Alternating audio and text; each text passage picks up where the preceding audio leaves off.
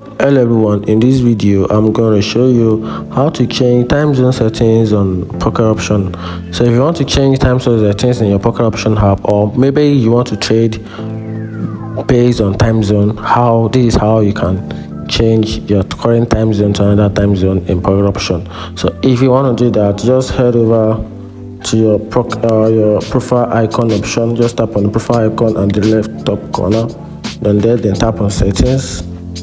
Tap on it, give a few seconds to load up the page where you can change the time zone. Then from here, tap on the time zone option, tap on it, time zone. Once tap on it, then right here, tap on the drop down button. Then from here, you can navigate from the available time zone that we have, and that is how to change time zone settings on poker option. If you find the video helpful, like and follow for more. Thank you.